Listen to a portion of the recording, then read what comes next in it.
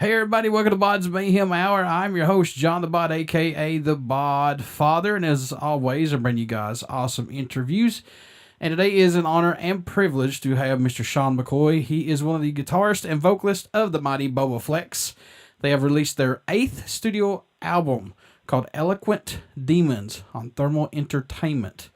And I suggest anybody who has not heard of Bobaflex, if you have not, then you are missing out on a freaking awesome band. They have some great music, and we're going to talk to him about all this new stuff. So, Shaun, how's it going?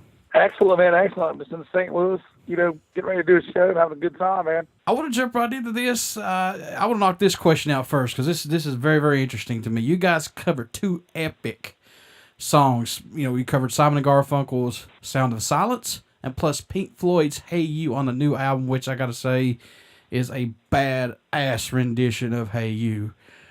How do you guys pick this and want to go with some covers? Well, it's generally never me, for starters. My brother's the guy that always wants to do covers from the 70s. And, Tommy, and this last one, Tommy and Marty since we were kids, were big Pink Floyd fans. I mean, I like Pink Floyd, but they had every album and, we're obsessed pretty much. And it's always been something on the back of their heads that they wanted to do one day. And, we just wanted to get something that's supposed to be a song in between albums, but radio stations like this, we went ahead and made a video and kind of made it the unofficial lead-off single for Eloquent Demons. It's badass. So I'll tell you that right now. It was all done, man. I just agreed to the song. I like the video in that empty amphitheater, and it's an eerie kind of type song and video, if you ask me. It's pretty damn cool. Yeah, we had the perfect Blair Witch Project weather at the time, which all of Ohio, West Virginia looks like that at that time of year, man. So we had a lot of places to choose from, and that one just looked the coolest. What's impressed you, Shaun, the most about making this new album, Eloquent Demons? What's caught your eye about it, if anything, man? Just the quickness. It was supposed to be an EP, and I just felt like we were shortchanging fans. I hate to do an EP unless we can really crank it out quick right after another album, but making fans wait, and, we could die if certain songs didn't get written, because I had 4 or 5 choruses and Martin had a few, and I thought, well, what if the band breaks up? We all get our legs chewed off by velociraptors on tour.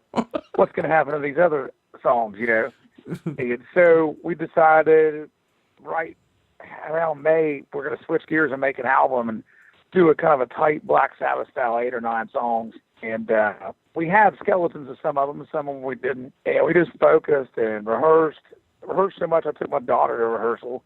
I did it in June, and we weren't done with the album, writing it yet in June. We started recording into June. So we really worked hard, and, we thought if they're not up to par, we won't use them. But it ended up, every song turned out, exceeded our expectations. And we worked hard all summer on recording, rehearsing, and playing shows, and working family stuff in, and I was just really proud that in the amount of time we did the end product, for me personally, it just blew my mind. We got away with doing what we did and how good it came out. And we're pretty good at this, know what we're doing, and know how to write songs and get together, man. But like I said, it was down to the wire, and certainly, half the album wasn't even finished in June. We were writing, 5 days a week, and then boom, took it right in the studio. Now, you guys decided to go the independent route and start your own label, BFX Records, in 2010. Has this been a much better move for you guys as far as putting your music out and recording albums and things? Yeah, Thermal, the new album's on Thermal Entertainment, right? Right. And it's a guy we know, and it's not a traditional record deal, so it's more similar to like a partnership. It turned out great. If it wasn't good on numbers, I'm real pessimistic and really have no desire to sign with a big record label. We already done it, and pretty much this day and age, you're going to lose, regardless of how famous you may look. It's very difficult to make those deals work out for you financially. So this is totally different. And then when he sent the paper, which was just a few days before the record was done, it made a lot of sense. And we're self-sufficient. We just need help on promotions and radio. Radio is a very expensive endeavor for an independent band to take on to try to compete with Disturbed, and we needed muscle. We needed to make sense. So it does, man. And, I don't want to go into the actual numbers or know how good of a deal we got, but we got a great one, and it made sense. So I'm excited, man. It's going to be a different album run, and it's not just all on our shoulders. We got a partner now, so I'm excited, man. Are there any songs off this new album that stand out more to you than any on it, if any, possibly? Well, I'm a Nightmare came together and was one of the first songs I've recorded vocally. But man, it just aggressive and in your face and 4-part harmonies all the way through, man. It exceeded my expectations a lot. And in Real Sadness, I really didn't have much to do with it, but the end of it, I was out with my daughter that day, and Dave Temple had the riff for about a year, and those guys just kind of put that together. So that was like a nice surprise that I didn't have to slave over or, wonder what we're going to do with that song. And that was a song that the rest of the guys came up with, basically. So that was a nice thing to come in the rehearsal. Go, okay, well, that one's in the bucket. We're almost there, the album. So that was a nice surprise, man. Now, we talked about this just a little bit. I've enjoyed your all's music ever since Primitive Epic, and that's been back in the day, man. But how much growth musically have you seen yourself and this band go through up to this new release?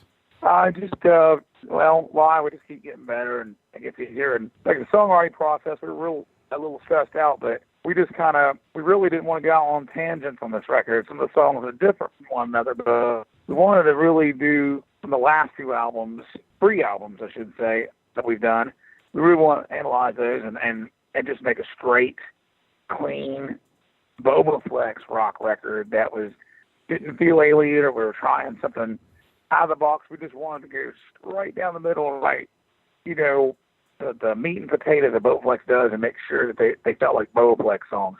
That's what impressed me, like I said, the amount of time we have, but man, we just know what we're doing and the speed and trusting our instincts and not, messing around with the songs for months. We don't have the time. So 2 songs got done, Lights Out and Long Time Coming.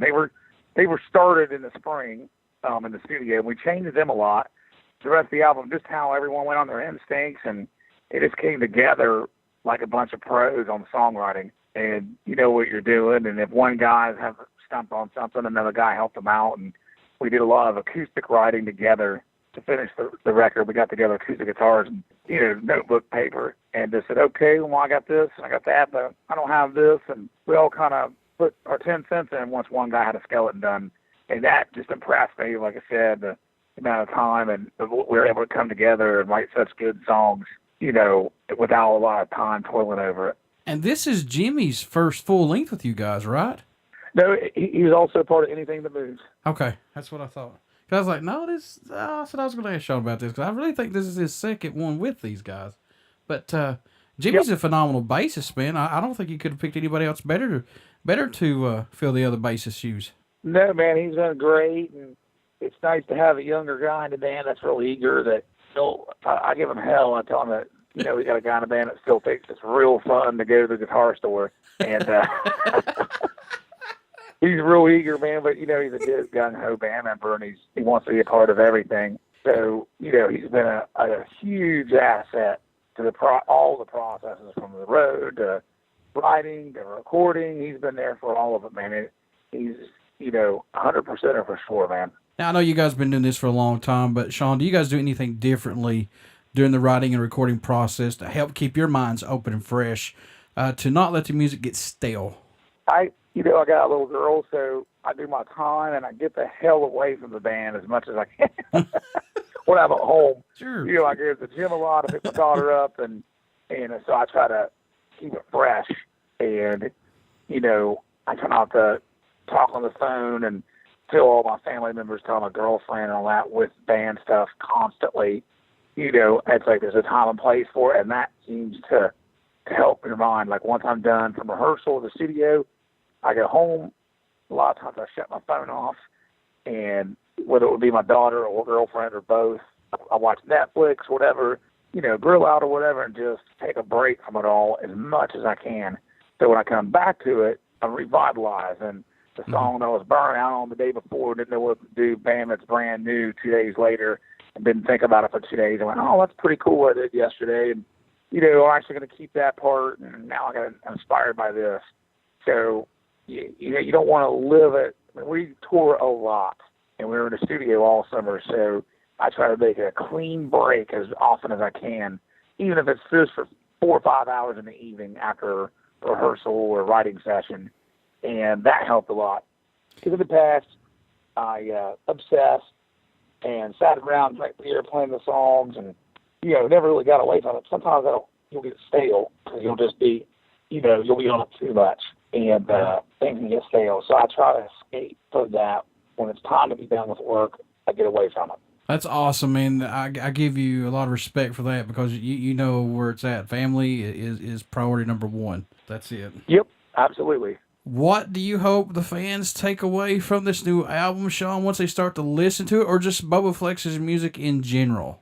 Well, I always felt like we were a good time or an escapist band. It's either, we try, well, I guess say what you will gets a little political, but not too much. But we want you to have, especially from the intro on, it's a little bit satirical. There's always some emotional stuff in our albums, but a lot of tongue-in-cheek stuff. It's fun. It's escapist. Bury My Guns is a fantasy about, war in heaven and hell. Mm-hmm. And we want you to have a good time, smoking weed, drink some beer, and same way with the shows. We want you to come there. I want to see a smile on your face. I want to entertain you and exude an escape from regular life. We're definitely not a life left. We don't want to get up and preach and tell you how to live your life and, act holier than thou. We want you to escape and have a good time and listen to it and get fired up, or put a smile on your face and just take a break from your job and just enjoy the band. And I'm a big Kiss fan, and I think they were an entertaining band, and that's what we want to be, is entertain you, maybe have some serious subjects like alcoholism is always on our albums, being from West Virginia and the Appalachian whiskey, moonshine thing and all that stuff. So there's some serious subjects, but there's also a lot of escapism, and I think I wanted this album just to be clean, punch you in the face, catchy, and big guitar riff, and you'll just enjoy the album and make it a listenable album. There's some albums I like that you can't sit and listen on repeat. It's like they're too heavy or thick, or, The Wall. I don't know if you want to listen to people The Wall on repeat at a party. No. It's a little dark and heavy and thick, so our albums are a little bit different than that. Or listen to every song that's 15 minutes long on an album. It's like, really? Come on. It's like, damn. I've seen you guys live, but for the folks who have not got to see you guys live as of yet, what can they expect from Bobaflex at a show? Well, I can't say what stuff I try not to drink on stage, but you'll see a lot of drinking. You'll see just high energy and big harmonies. We pride ourselves on not using tracks or laptops and stuff like that, and it's all real, it's all live. So if I make a mistake, I make a mistake. And just the energy, and we love what we do, and we come hard every night, and it's just a straight wild rock show. And we're characters on stage. We're not Nirvana. That's not our style. We're not the Eagles. We want to get up there and entertain you, and I think that's the biggest thing that you lose sometimes in rock bands. There's a little bit too much mean mugging and seriousness, or a guy's in total pain or whatever. We're not that kind of band. We're a straight wild rock and roll band that's up there to entertain you and make you do more shots than you normally do. I know this is the digital era of recording albums and plus social media, but do you like this part of the digital era of getting stuff out there quicker? And plus, do you think this helps out bands like yourself and plus younger bands with social media?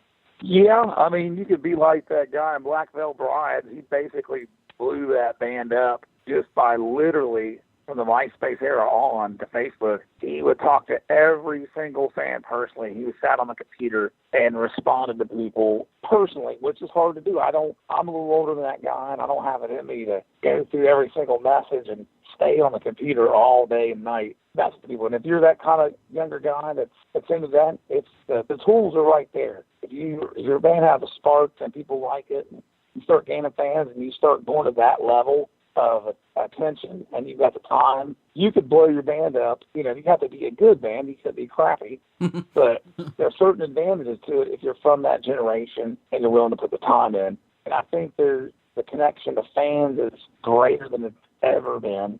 So, it all depends on the individual, I think. A lot of guys my age, they don't have it in them. They don't know what Snapchat is.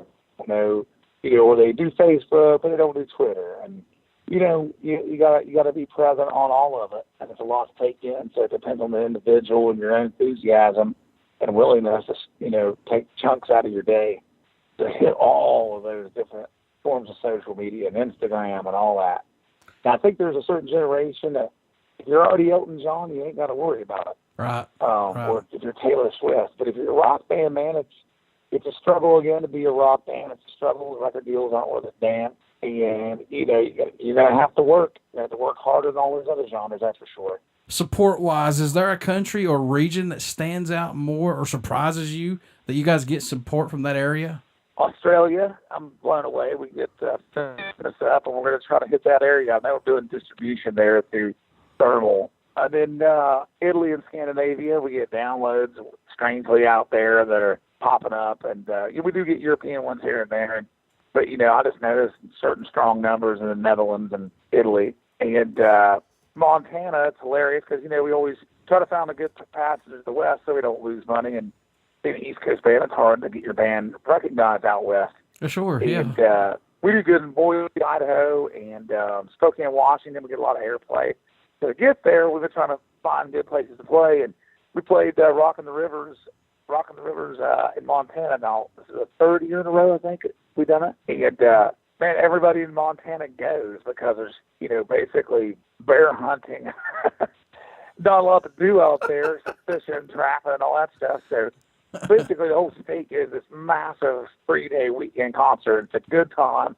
A lot of big bands come out. And we played it 3 years in a row. Man, when we do a club show in Helena or where the university's at in Montana, man, we pack the house on a Wednesday night. So we could play if we're not doing the festivals, we could play 2 or 3 shows in Montana, make money, have a damn good time, sell the hell out of t-shirts, and get on out to Salt Lake City or Oregon, all those states out there.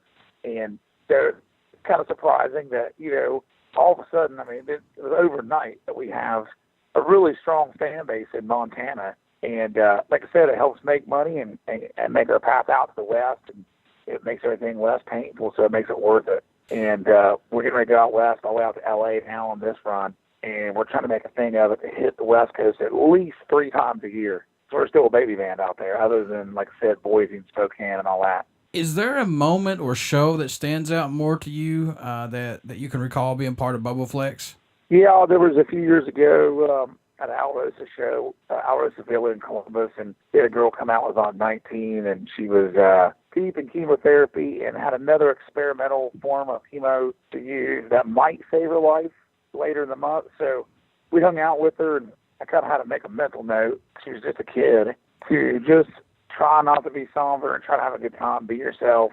Told embarrassing jokes to her and her mom, was fairly crude like I am, and just treated her like a friend, and then, try to make her happy, make her laugh. And she had a good time, and the poor kid couldn't make it to the show. She was just, but she was hanging out from sound check on. She hung out for about 4 or 5 hours and made it to the beginning of the show. And then later we found out, man, that she didn't make it. And her mom came out to the show after that, and it was pretty rough, man. I just met the girl that day, but she was a big fan. But it was nice to know at least that day we could take her mind off of it and put a smile on her face. And it was pretty emotional when her mom came out. So that'll probably stick with me forever, that someone cared about her band that much, and they're, possible. Pretty sure she was going to pass, that she wanted to come see our band, and that meant a lot to us, and that our band means more than what I think. I'm just say it's just entertainment. That girl truly loved us, and it's nice to know that at least we could, for a day, hopefully take her mind off of it. Yeah, man, I'm a huge fan of you guys. If you can't get into Bobaflex's music, and I'm not saying this, folks, because Shaun's on here, I've talked to Marty, I've talked to Jimmy and Dave, there's something wrong with you. Seriously. It's just good American fucking rock and roll. That's all there is to it. Thanks, man. What made you want to become a musician? What was that spark for you, other than, I know Marty's doing it, but I know it's your brother. Our dad was a bluegrass musician when we were kids, and he was all about getting us guitars, and just saw that when we were little, so it kind of put the music bug in our head. And then second, I'd have to say the clean Flash Gordon soundtrack. I loved the movie when I was a kid, and just the music stayed in my head. All those big guitar leads by Brian May and vocals and harmonies. And that was a big influence for me, and I didn't know at the time. I didn't know that. I knew it was rock music, but man, it just stayed in my head, and the soundtrack I bought and as a kid, and that got me into Queen early, so that was a big influence. I know you just spoke about the young lady who lost her life, but what's it mean to you when you do receive an email from a fan, or prior to the shows or after the shows, they tell you that Bobaflex's music has pulled them through a bad experience or gave them inspiration to overcome obstacles or just get away from the everyday bullshit that we go through? What's that mean to you? It's a great feeling. It makes you realize you're doing something bigger than you expected. And we just had a guy come in that did 2 tours in Iraq. So we changed the set list up and put Home on there, because that was a song that got him through. And, you see people putting Chemical Valley lyrics who beat heroin, and they put that on their rib cage. And you're like, okay, this thing means more to people than just, good time rock. Some people, these songs are really speaking to them. And so you try to really handle that eloquently, and you don't want to downplay. You want to make sure that you're respectful to people that you're reaching deeper than you think. Right. The songs are cool, and Chemical Valley is about someone in our area getting addicted to opioids from and getting them from cancer patients who are selling them, and the pharmaceutical companies are filling the areas in there with that. And it's easy as hell to get started on Xanax or pain pills. They'll give it out like candy. And it's killing people, and it's more powerful than these doctors. Well, the pharmaceutical companies know. But stuff like that, you're just telling a story about a childhood friend, and man, it hits home with people. And you want to be respectful of that, even though it's just you play the song every night and you're up there and you're doing your thing, and it ends up being like involuntary breathing. You forget about it when you're singing it sometimes. You're up there just putting a show on, and you've got so many times it's a knee-jerk reaction. And then I saw an article with Gary Oldman, and he used to put down some of his movies like Sid and Nancy, and he realized he was crushing people. He said, "Oh, I was shitty in that movie. That movie sucked. I did." He was real brutal to his fans, and he realized he was crushing these people. I mean, they bought the DVD and watched it 20 times, and it meant a lot to him, and he didn't really fully take that in. So I kind of took that from him. Not that I would ever do what he did, but it made me realize, okay, you can't downplay or say, "Oh, that album, that wasn't us," or "that song, we could have done it better." Because some of these songs are live on in people's minds is huge. We talked about redoing a couple older songs, and I thought, no, even though some old songs on Apologizing About That could have been developed more, or redone or recorded better with a better engineer, or change the tempo. And some people, that'd be like, screwing with the Declaration of Independence. Just leave it the way it is, and because it's like a Bible to some people. Yeah. So you don't want to go back and do. We almost want to do a Better Than Me 2017 or 2018, and I wanted to redo it. I felt like the song could have been faster, and just different production. Because really, Apologize for Nothing was a demo that got remixed by the record label. We chose to go with a producer that thought the album was fine, just wanted to mix it. And in hindsight, I wish we would have went with a different producer who wanted to re-record everything and change some things. And I think the album could have used some development. It came out naturally, and now it's ingrained in people's heads the way it is. So it's probably best not to touch it. Folks, Eloquent Demons on Thermal Entertainment is out right now. Go pick this album up, and pick up any album from the mighty Bobaflex. Great music, and you will not be disappointed. That's for damn sure. As a fan, thank you, Shaun, for what you guys do. No problem, brother. My pleasure. Trust me. How can folks stay in touch with you guys? Buy some merchandise, tour dates? How can they do that?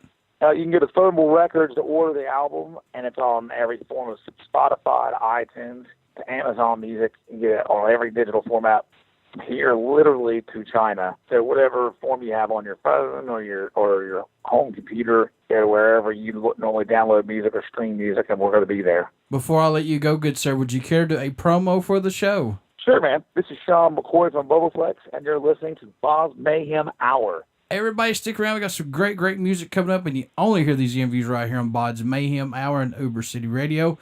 Please always think of veteran. And also, folks, as I ask you, please keep the people that are in Houston and in Texas, all over that place, in your thoughts and prayers, because they have literally lost everything. So keep them in your thoughts and prayers. Thank you so much, Shaun, for being on the show, man. All right, brother. I appreciate the opportunity.